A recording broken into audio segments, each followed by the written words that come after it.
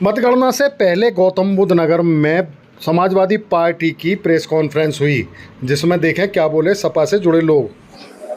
Samajwadi party जिला मुख्यालय पर हमारे राष्ट्रीय अध्यक्ष आदरणीय अखिलेश यादव जी के आह्वान पर आप सभी लोगों को आमंत्रित किया गया है। पूरे प्रदेश में समाजवादी पार्टी के सभी जिला मुख्यालय पर आज प्रेस कॉन्फ्रेंस का आयोजन किया गया है। ये प्रेस कॉन्फ्रेंस को लेकर केवल इसी बात के लिए कहा गया है कि कल होने वाली मतगणना जो उसके लिए, क्योंकि अभी 1-2 दिन पहले जो एग्जिट पोल हुआ है और हमारे राष्ट्रीय अध्यक्ष जी ने अपील की है कि ये केवल लोगों को भ्रमित करने के लिए है। हमारी जो कल मतगणना होने वाली है उसके लिए कोई भी कार्यकर्ता ढिलाई न बरते। कोई भी एजेंट जो वहाँ गए हैं वो शुरुआत से लेकर एंड तक, जब तक मतगणना की एक मशीन का एक वोट की गिनती ना हो, उससे पहले टेबल नहीं छोड़ेगा। इसीलिए हमारे राष्ट्रीय अध्यक्ष जी ने ये आह्वान किया है। उन्होंने एक पत्र के माध्यम से ये सभी पूरे देश के और प्रदेश के कार्यकर्ताओं को कहा है। वो पत्र मैं आपको पढ़कर सुना देता हूँ। वो पत्र इस प्रकार है। प्रिय कार्यकर्ताओं, पदाधिकारियों और प्रत्याशियों, मैं आज आपसे एक बेहद जरूरी अपील कर रहा हूं। आप सब कल वोटिंग के दौरान और वोटिंग के बाद के दिनों में मतगणना खत्म होने और जीत का सर्टिफिकेट मिलने तक पूरी तरह सजग, सतर्क और सचेत सावधान रहिएगा। किसी प्रकार के भाजपाई बहकावे में नहीं आइएगा। दरअसल यह अपील हम इसलिए कर रहे हैं क्योंकि भाजपा वालों ने ये योजना बनाई है।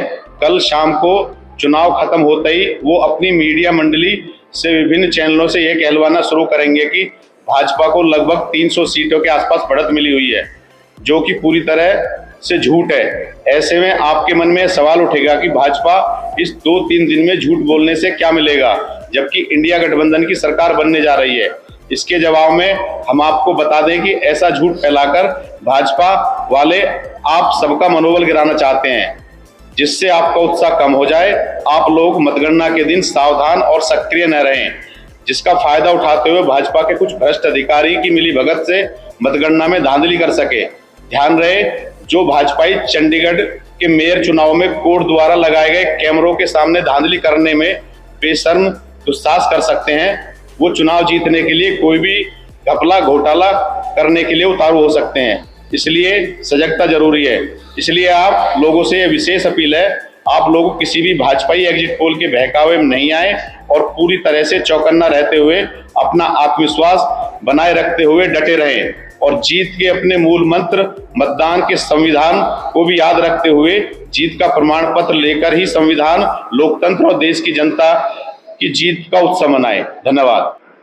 पूरा प्रदेश ही नहीं, पूरे देश में माननीय राष्ट्रीय अध्यक्ष जी ने संदेश दिया है और विशेष तौर पर अध्यक्ष होने के नाते पार्टी कार्यालय से माननीय राष्ट्रीय अध्यक्ष जी का यह निर्देश है कि सुबह 5 बजे से लेकर जब तक मतगणना नहीं हो जाती तब तक हमको उस पर डटे रहना, मतगणना स्थल पर और मतगणना स्थल के बाहर भी, क्योंकि कई बार चुनाव परिणाम को बदलने के लिए या उसको चेंज करने के लिए ये कुछ भी हथकंडा अपना सकते हैं। इसलिए वहां पर भी कम से कम 4 से 5 हजार लोग मतगणना स्थल के बाहर भी समाजवादी पार्टियों के रहेंगे। तैयारी तो हमने सब चुनाव की पूरी तरह कर ली है। अपने एजेंट बना दिए हैं, सब मिलजुल के ही बनाए, ये नहीं मैंने अकेले बनाए। और वहाँ उन्हें ये भी कह दिया गया, जैसा कि अभी कहा गया, कि आखिरी समय तक वहाँ डटे रहे जब तक वीवीपैट का मिलान भी ना हो जाए और जो भी सर्टिफिकेट जिसे मिलना है विजयी होने का, जब तक वो ना मिल जाए जब तक जाएंगी। और जो अभी अध्यक्ष जी ने कहा कि वहाँ हमारे काफ़ी कार्यकर्ता भी होंगे, टेंट लगाने को हमें मना कर दिया गया। हमने फिर सोचा है कि जो वहाँ ग्रीन बेल्ट है वहीं बैठे हैं कहीं ना कहीं। और कार्यकर्ताओं में जोश है कि भाजपा हमेशा झूठ बोलती है, इसका काम झूठ बोलना है। और ऐसे ऐसे लोग ऐसी इन्होंने ये एग्जिट पोल दिया है कि दिल्ली में 5 के बजाय 7 सीट बता रहे हैं, हरियाणा में 10 के बजाय 13 सीट बता रहे हैं, राजस्थान में 25 के बजाय 33 बता रहे हैं। तो ये कहाँ ये लिखी लिखाई कोई पटका था जो इन्होंने पढ़ दी, मोदी जी के या किसी आदमी ने दी होगी, उन्होंने जैसी थी ऐसी पढ़ दी। तो इस पर कौन विश्वास करे। और वही भी पूर्ण विश्वास है इस लोकसभा में इस सरकार का, केंद्रीय सरकार है, उसका बहुत विरोध था। किसान इतने नाराज हैं, युवा नाराज हैं, महिलाएं नाराज हैं महंगाई की वजह से। तो कहीं ना कहीं कल शाम इस टाइम तक तो सब हो जाएगा और आपको भी पता चल जाएगा कि इस बार इंडिया गठबंधन की सरकार बनी है और सबकी सुधार करेंगे। जरूरत होगी तो वो लोग सोचेंगे CBM के बारे में भी, हम भी अपनी राय देंगे, कभी पूछ लेंगे।